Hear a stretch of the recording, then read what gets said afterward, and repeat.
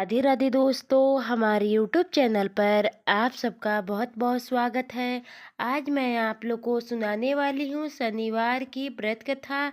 शनिवार के दिन शनि देव की व्रत कथा सुनने से दूर होते हैं सभी संकट। शनि देव रहते हैं मेहरबान। आगे जानने से पहले वीडियो को लाइक और चैनल को सब्सक्राइब अवश्य करें। शनिवार को शनि देव की पूजा अचूक मानी गई है। शनि देव को प्रसन्न करने के लिए शनिवार की व्रत कथा का विशेष महत्व है। शनि देव 9 ग्रहों में सबसे उग्र स्वभाव का ग्रह माना गया है। वही भगवान भोलेनाथ ने इन्हें न्याय के देवता की उपाधि दी है। ज्योतिष शास्त्र के अनुसार कुंडली में शनि भारी हो तो जीवन में उथल पुथल मच जाती है, लेकिन शनि देव जिस प्रकार प्रसन्न हो जाएं उसके भाग्य खुल जाते हैं। शनि देव को प्रसन्न करने के लिए शनिवार के दिन व्रत रखना शुभ माना गया है।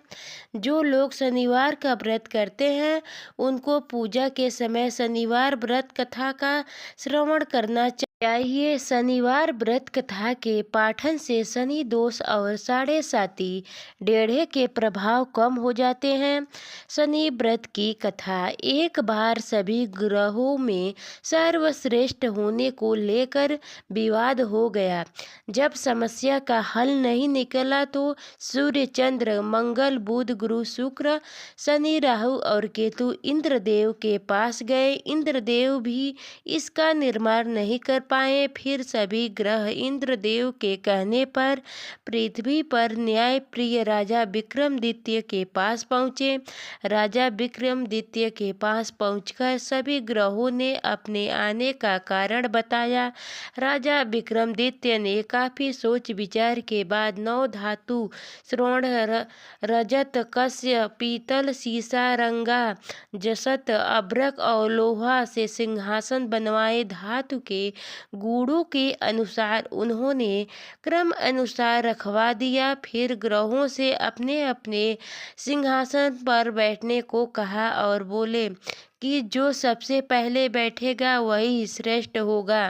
राजा विक्रमादित्य के निर्माण को सुनकर शनि देव क्रोधित हो गए, क्योंकि उनका आसन लोहा सबसे आखिरी में रखा था। स्वयं को सबसे छोटा जानकर वह नाराज हो गए। शनि देव ने चेतावनी के अंदाज में कहा कि राजा, आपने मेरा अपमान किया है। आप मेरी शक्तियों से परिचित नहीं हैं। शनि की महादशा में व्यक्ति का सर्वनाश हो जाता है। शनि देव क्रोध में राजा की सभा से चला गया, लेकिन कुछ दिन बाद राजा विक्रमादित्य पर शनि की महादशा शुरू हो गई। शनि देव घोड़े का व्यापारी बनकर उनके राज्य में आए। राजा विक्रमादित्य उनके घोड़े खरीदने का आदेश दिया। एक बार राजा विक्रमादित्य उनमें से एक घोड़े पर सवारी कर रहे थे तो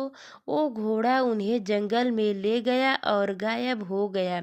भूखे प्यासे राजा को एक चरवाहा ने पानी पिलाया तो राजा ने उसे अंगूठी दे दी और राज्य में जाने का रास्ता पूछा।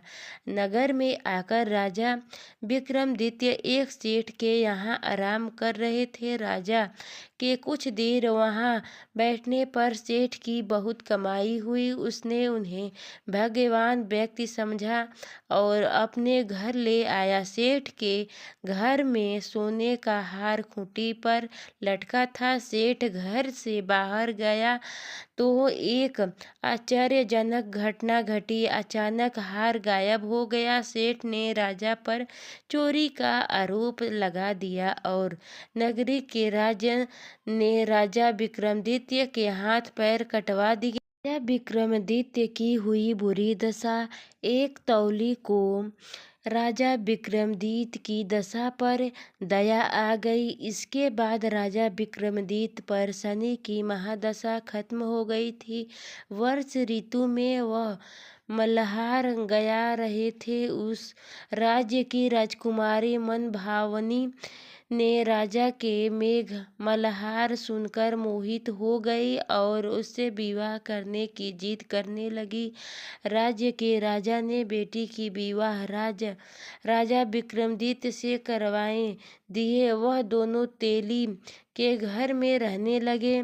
एक रात शनि देव ने राजा विक्रमादित्य को स्वप्न में दर्शन दिए और कहा कि तुमने मुझे छोटा कहने का परिणाम देख लिया। तब राजा विक्रमादित्य ने शनि देव से क्षमा मांगी और कहा कि उनके जैसे दुख किसी को ना दे। शनि देव ने कहा कि जो उसकी कथा का श्रवण करेगा और व्रत रखेगा उसे शनि दशा में भी कोई दुख नहीं होगा। शनि देव ने राजा विक्रमादित्य के हाथ और पैर वापस कर दिए। शनिवार व्रत कथा का महत्व।